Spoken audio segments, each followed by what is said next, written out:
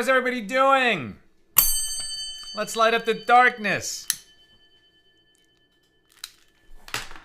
Who's in the house on a Monday night? Steven in New Hampshire, Shandora in the Bronx, Carla in Brazil, Bella in Florida, Karen in Northern California, Paul in the Great Northwest, Bill in Mid-Missouri, Paul in Chicago, Melissa in Great Neck, Jonathan in Boston today, Guy in Ohio, Ryan in Florida, Nancy in North Carolina, John in Maine, John in Miami, also on the road. And Belle in Texas. Joe says shalom. Sharon in New Jersey. Also on the YouTube side, Mark says hey, hey. Aoife says shalom. Ella says shalom. Welcome, everybody. Tonight's episode of AT Daily sponsored by Rabbi Aryeh Markman. In Rabbi Aryeh and Rachel Markman. In the merit of Rivka Basia Bas Rachel Leah finding her beshert. May she find her beshert, her soulmate, ASAP, as soon as possible. And may they have a wonderful marriage after they come together. And we say Amen. And Rabbi Markman and your beautiful Rebbitzin, may you and all your family, all your loved ones be showered in blessings. And we say Amen. And thank you for enabling us to share more Torah with more people around the world. All right. Okay. Our daf tonight is page 39 here in Tractate Bava Kamma, the 21st volume of the Talmud. We're working our way through chapter 4. Tonight, opening Mishna number 4 in chapter 4. The Mishna. If an ox of a halachically competent person, meaning an adult, not a minor, and who's not otherwise disabled and considered legally incompetent for these reasons. So if the ox of a legally competent person gored an ox of a deaf mute or an imbecile or a minor, all of whom are not considered halachically competent, so then the owner is liable for damages. But if the ox of a deaf mute or an imbecile or a minor gored the ox of a halachically competent person, then the owner of the ox is exempt from liability. So if an ox belonging to a deaf mute or an imbecile or a minor gored another ox and caused damage, the court appoints a steward for them and warns them with regard to the ox that gored in the presence of the steward. And the ox is thereby rendered a forewarned ox, since the steward is considered its owner with regard to the requirement of the verse, quote, and warning has been given to its owner. If after the ox was rendered forewarned, muad, right, a habitual gorer, if after the ox was rendered forewarned in this manner, the deaf mute regained his hearing, or the imbecile became halachically competent, or the minor reached the age of majority, the ox has thereby reverted to its status of being a tom, of being innocuous. This is the statement of Rabbi Meir, who maintains that the ox had the status of a forewarned ox, of a muad, only while it was under the custody of the steward. Rabbi Yosei says it retains its previous status after being forewarned. Now, if a stadium ox, what's a stadium ox? And by the way, the word for stadium, ha'itstaden. I'm sure Bill can help us here, but I'm guessing that stadium sounds like a Greek word to me, or maybe a Latin word, right? And it seems to have entered the Hebrew as some kind of a cognate. So if a stadium ox, i.e. one that is trained to fight in a stadium, gores and kills a person, it is not liable to be put to death, as it is stated, and if an ox gores a man or a woman, Exodus 21:28, and this is referring only to an ox that gores on its own initiative, but not to the case of an ox where others induced it to gore, as in training it to be a to be a bull in bullfights. Therefore, the owner of a stadium ox, which is trained to gore, is exempt from liability if it does. Now, I got to imagine that bullfighting, right, is practiced in Spain and Mexico, probably some other countries. I think Portugal. I don't know if the laws have changed. They certainly used to be bullfights, occurred in those countries and probably some other countries as well.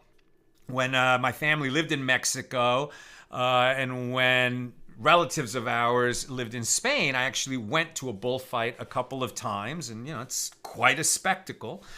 But it seems to me that's a pretty modern phenomenon. So I'm guessing that when we're talking about stadium oxen in Talmudic times, this was probably more like Roman circuses where, they were just killing people for the entertainment of the Roman masses. At any rate, we'll probably hear a little bit more about that. But the point is, for our purposes, that an ox that kills a human, or any animal actually that kills a human, is executed, is put down. I think that's probably the law, not just Jewish law. I think that they do that in, right? If an animal kills a human, I think they do that in American law also. But not if that's what the ox was trained to do, right? So then it wouldn't qualify under that law. Okay, that's the Mishnah. Excuse me. Just having something in my eye. Okay, so that's the Mishnah. Let's continue with the Gemara. The Gemara comments, this matter itself is difficult. First, the Mishnah said, if an ox of a deaf, mute, imbecile, or a minor gored an ox of a halachically competent person, the owner of the ox is exempt from liability. Right? So that person who's not halachically competent can't be expected to safeguard his ox. Apparently, the court does not appoint a steward for the owner of an innocuous ox for the purpose of collecting damages from the proceeds of the sale of its body. But say the latter clause of the Mishnah, that if an ox belonging to a deaf, mute, an imbecile, or a minor gored another ox and caused damage, the court appoints a steward for them and warns them with regard to the ox that gored in the presence of the steward. So apparently the court appoints a steward for the owner of an innocuous ox for the purpose of collecting damages from its body. So Rava said that this is what the Mishnah is teaching. A steward is not appointed to enable collection of compensation from the bodies of innocuous oxen, as this was not an isolated incident. I'm sorry, let me read that again.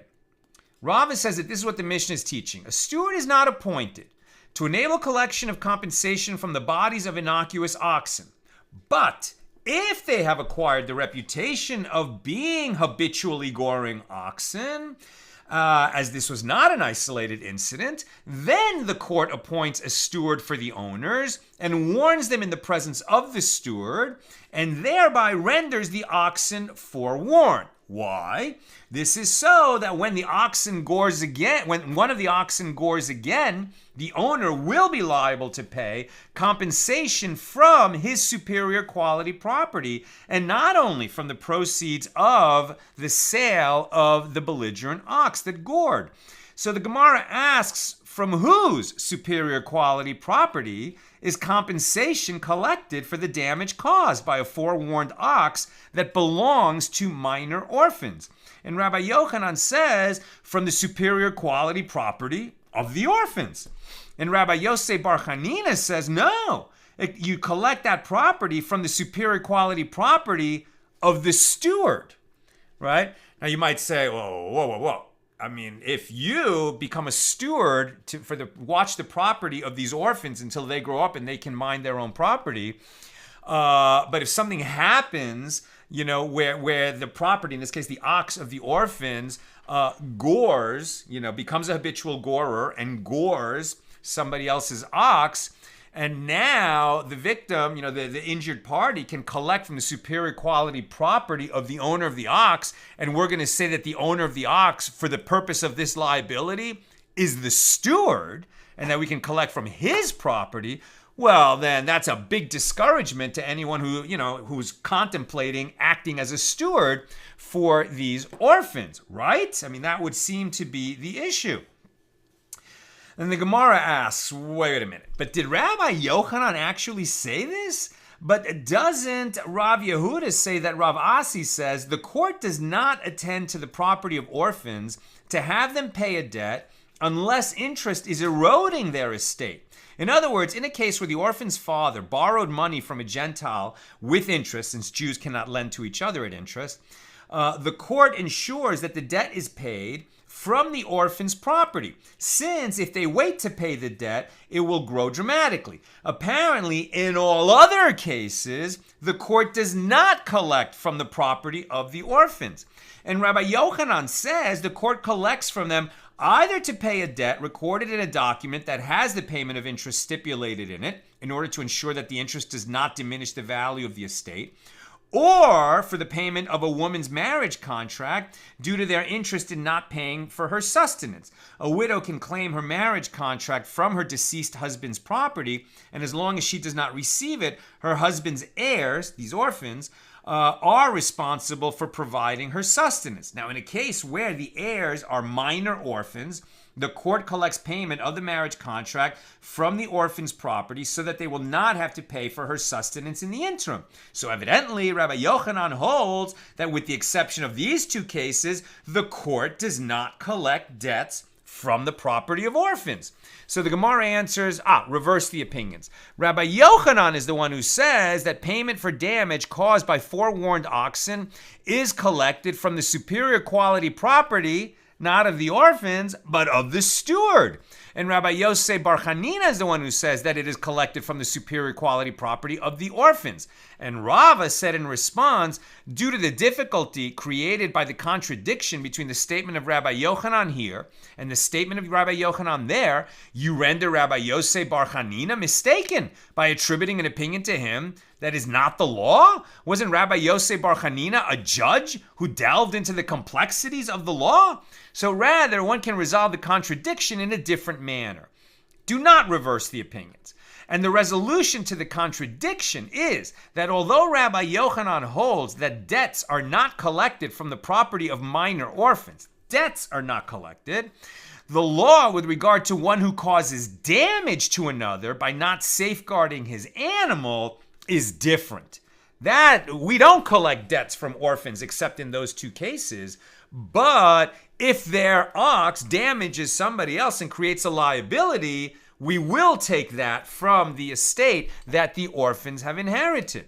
Rabbi Yochanan says that compensation is collected from the superior quality property of the orphans because if you say that it should be collected from the superior quality property of the steward, people will refrain from becoming stewards, fearing that they would incur financial loss by having to pay for damage caused by the orphan's animals. By contrast, Rabbi Yosef Bar Chanina says that it is collected from the superior quality property of the steward, and there is no concern that people will refrain from becoming stewards because if the steward pays for the orphans, they are subsequently repaid from the estate when the orphans grow up and become adults. The Gemara notes, and the matter of whether or not the court appoints stewards for the halachically incompetent owners, and we're on 39b now, for the halachically incompetent owners of an innocuous ox, for the purpose of collecting damages from the sale of its body, if it gores, this is subject to a dispute between the Tanaim, the sages of the Mishna. As it is taught in a Baraisa, with regard to an ox whose owner became a deaf-mute, or whose owner became an imbecile, or whose owner went overseas. If the ox gores, Yehuda ben Nakosa said, that Sumakos said, it retains its status of innocuousness until the court renders it forewarned in the presence of its owner.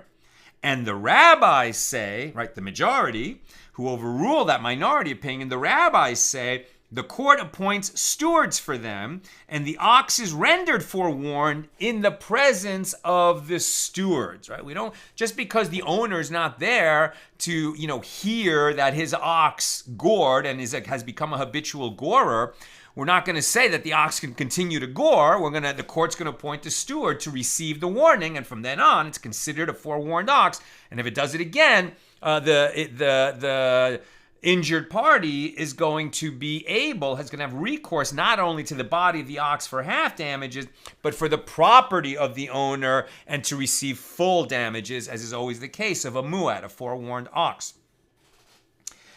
Now, if the deaf mute regained his hearing, or the imbecile became halachically competent, or the minor reached majority, or its owner came back from overseas. Yehuda ben Nakosa said that Tsumakos said the ox has reverted to its previous status of innocuousness until it is rendered forewarned in the presence of the owner.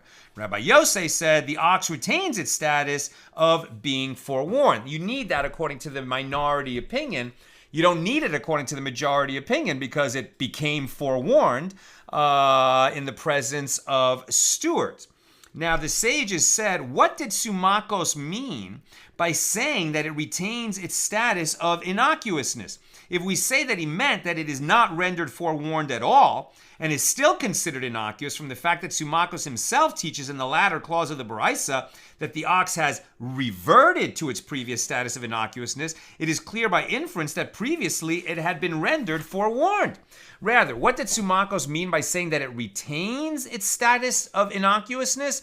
He meant that it retains its completeness, as we do not reduce its owner's share of it by collecting compensation from the sale of its body. Rather, the injured party must wait until the owner becomes competent or returns from overseas. So apparently the court does not appoint a steward for the owner of an innocuous ox to enable the injured party to collect damages from its body. And the rabbis who disagree with Tsumakos say that the court appoints a steward for the owner and renders the ox forewarned in the presence of the steward. So apparently they hold that the court does appoint a steward for the owner of an innocuous ox to enable the injured party to collect damages from its body. And the Gemara asks, and in the latter clause of the Baraisa, with regard to what principle do they disagree? The rabbis, the majority, and Tsumakos.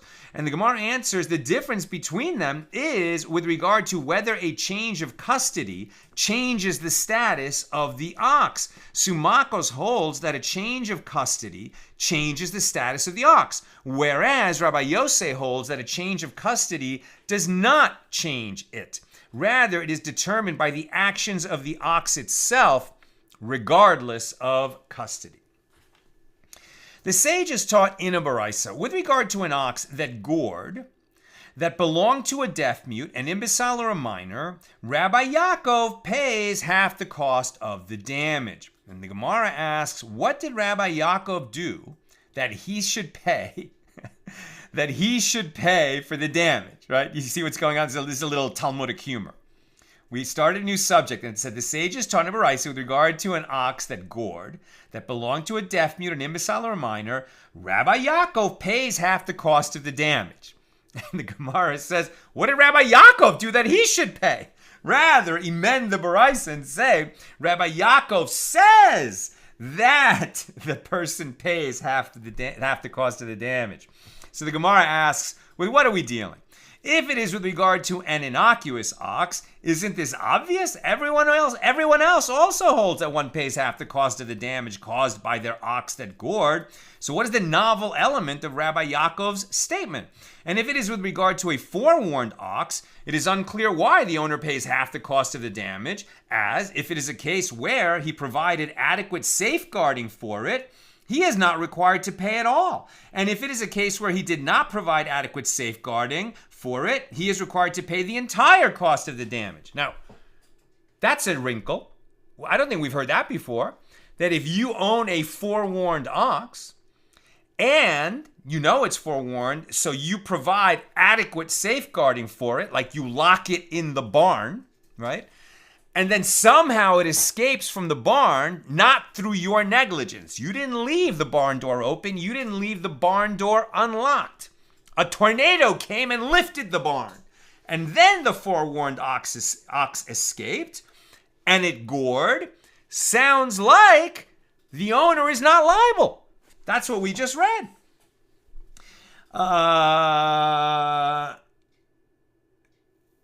Right? But if he did not if he has a forewarned ox and did not, have proper safeguarding, then we're back to the normal case of one who owns a forewarned ox and it gored, right? You're liable, fully liable. So Rava said, actually, Rabbi Yaakov stated his ruling with regard to a forewarned ox. And here we are dealing with a case where he provided reduced safeguarding, and he did not provide superior safeguarding for it. Sounds like, sure, he safeguarded it to keep it from goring since it was a habitual gorer, but did he take adequate precautions? No. So there's some element of negligence here. And Rabbi Yaakov holds in accordance with the opinion of Rabbi Yehuda, who says, now when an ox is rendered forewarned, the liability for its element of innocuousness remains in place. In other words, with regard to half of the damages, it is treated like an innocuous ox. And it is treated as a forewarned ox only with regard to the other half of the damages. This is all brand new. What are we saying here? Therefore, half the cost of the damage is still collected from the proceeds of the sale of its body. And furthermore, with regard to another issue, Rabbi Yaakov holds in accordance with the opinion of Rabbi Yehuda, who says that although superior safeguarding is necessary for an innocuous ox, in other words, all oxen, right? All oxen are innocuous until they become a muad. So the standard case, a normal ox, is considered, it hasn't gored people, hasn't gored animals. So most oxen are innocuous. And they all require proper safeguarding. Okay, so that when we're talking about superior safeguarding, we're talking about the standard protective measures that you take to keep your ox from going and goring other people and animals. Right? So that's called superior safeguarding. So let's listen closely. And furthermore, with regard to another issue, Rabbi Yaakov holds in accordance with the opinion of Rabbi Yehuda, who says that although superior safeguarding is necessary for an innocuous ox, reduced safeguarding is sufficient for a forewarned ox. What? Now that the ox has a history of goring, you're going to say that a lower level of safeguarding is sufficient for it? Why would you say that? I mean, one explanation, I suppose, is that the person has a much higher degree of liability. So he already has plenty of motivation in place to keep his ox from goring. And if somebody is gored, they're going to get, full damages. And they're going to have recourse to the owner's property, not just the body of the ox. But still, this sounds counterintuitive. So consequently, one who safeguards his forewarned ox in this mediocre manner is exempt from paying the additional half that he would be liable to pay due to the ox's forewarned status, but he is liable with respect to the half that he pays due to its remaining element of innocuousness. So according to this view, it seems that when you have a forewarned ox, what happens, and it gores, right? So you're still going to take the first half of the damages from the body of the ox. And then for the second half, which kicks in because it was a forewarned ox, only there do you go to the property, other property, even real property, even superior quality real property of the owner. You only go to that for the second half. The first half is treated like any ox, like an innocuous ox. You get that from the body of the ox. And Rabbi Yaakov also holds in accordance with the opinion of the rabbis who say that the court appoints a steward for the owner of an innocuous ox to enable the injured party to collect damages from its body. Therefore, Rabbi Yaakov rules that in the case in the Baraisa, where a forewarned ox owned by a halachically incompetent person is safeguarded in this reduced fashion, right, mediocre fashion, half of the cost of the damage must be paid from the proceeds of the sale of its body.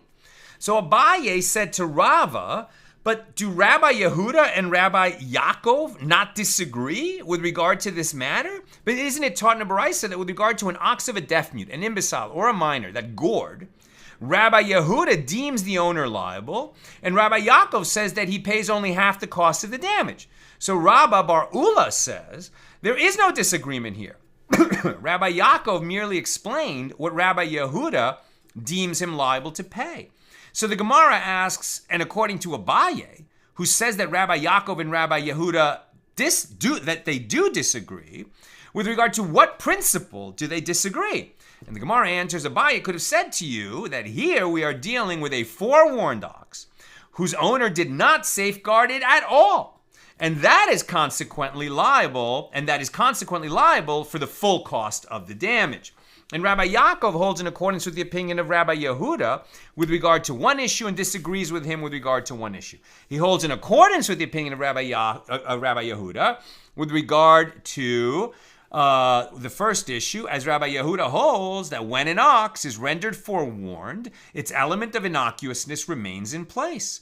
And Rabbi Yaakov agrees. And he disagrees with him with regard to the other issue, as Rabbi Yehuda holds that the court appoints a steward for the owner of an innocuous ox, appointing a steward because he's a minor, an orphan, or the owner is overseas, etc.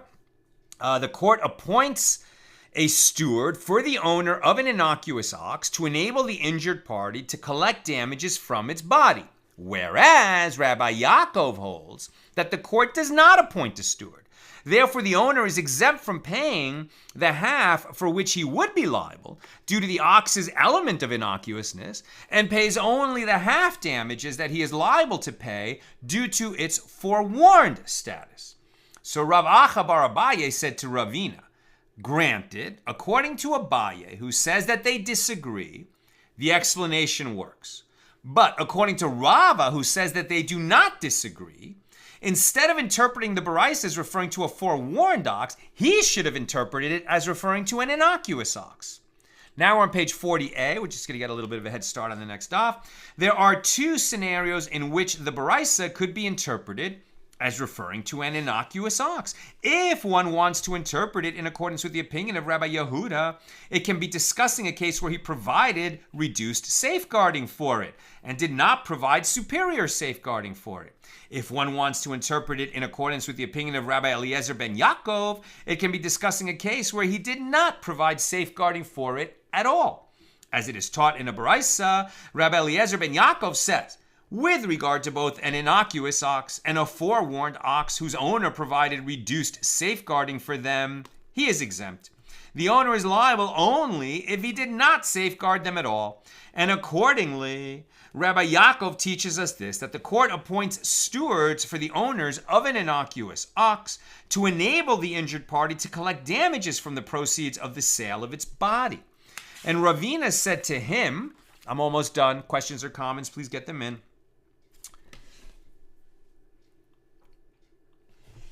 Ravina said to him, this is what Rava was saying by interpreting Rabbi Yaakov's statement with regard to a forewarned ox.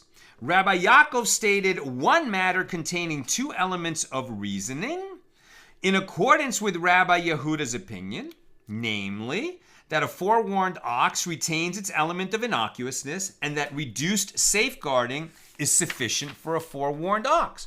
Ravina himself said a different explanation of the Baraisa. The practical difference between Rabbi Yehuda and Rabbi Yaakov is with regard to whether a change of custody changes the status of the ox. For example, in a case where the ox was forewarned while in the custody of the steward, and subsequently the deaf-mute regained his hearing, or the imbecile became halachically competent, or the minor reached majority, and the ox returned to its owner's custody, Rabbi Yehuda holds that it is still in its previous status, the change of custody notwithstanding, and that therefore the owner is liable for the full cost of the damage. By contrast, Rabbi Yaakov holds that the change of custody changes the status of the ox, which reverts to innocuousness, and so the owner pays only half the cost of the damage. This sugya, this teaching about a change of custody of the ox. Now, the ox is an ox, right? I guess the ox can tell who's bringing it food and who's not. But what's interesting here is, there's all we're talking about is an owner and a steward. So let's say that we're talking about, a ranch where there are ranch hands, right? And so the ox is being fed by the ranch hand, no matter who its owner is. But if, but the actual owner, the legal owner of the ox, was originally the father, and then the father died, and then the minor son, right, who's not halachically competent because he's a minor, he's called an orphan, even if his mother's alive, right? Under Jewish law, you're an orphan even when one of your parents dies. So he's an orphan because he's a minor, and his father died, and he inherited the ox. And so, since he's not legally competent, they appoint a steward to receive the warning from the court that this ox has gored, and now it's considered a muad. And then the minor reaches his majority. He becomes an adult, right? And now we say that the ox is no longer a muad. Now the ox reverts to being a tom, reverts to being innocuous because of the legal status change of its legal owner. Now that's fascinating because from the ox's point of view, nothing changed. It's still a beast, right? It's not a human with reasoning powers. And yet, the fact that its owner changed sort of takes it out of being a habitual gorer legally, and it regains its innocuous status. Now, the reason I'm highlighting that teaching is because it's actually used, I've heard that teaching used in a spiritual context, right? That a person can be going along in life and develop many bad habits, develop, reputational damage. He or she has done things that they're ashamed of.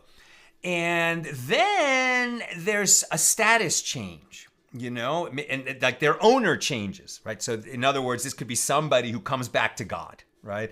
And that they kind of own themselves, and now they, submit to the will and the authority of God.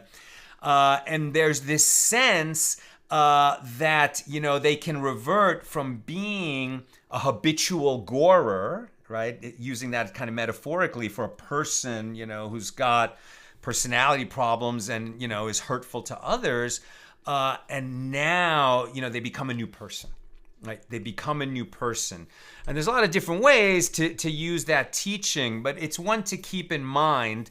And I just don't remember the exact example where I've heard that used, but I know I have heard it used in this context. And it's just a beautiful teaching, right? That your owner changes, so to speak. You get back in touch with your creator. And your personality can change too, right? And your degree of volatility, shall we say, toward others can change just like that. And that can lend hope, to people who are trying to make shifts in their lives. Okay, that's what I've got. And what I'm seeing is, for Bava Kamma 39, just one comment from our good friend Dr. John Shore, who says, our name, shore, is the Hebrew word for ox. Absolutely right. A shore is an ox. That's what I've got for us today. And with God's help, we'll be together again tomorrow for page 40. And may everyone who's traveling have a healthy, fun, and safe trip. And happy Hanukkah. We're entering the fifth night, right? It's already the fifth night, so we'll be lighting after this class. Have a great night, and have a great holiday, and have a great day, my brothers and sisters. All the best.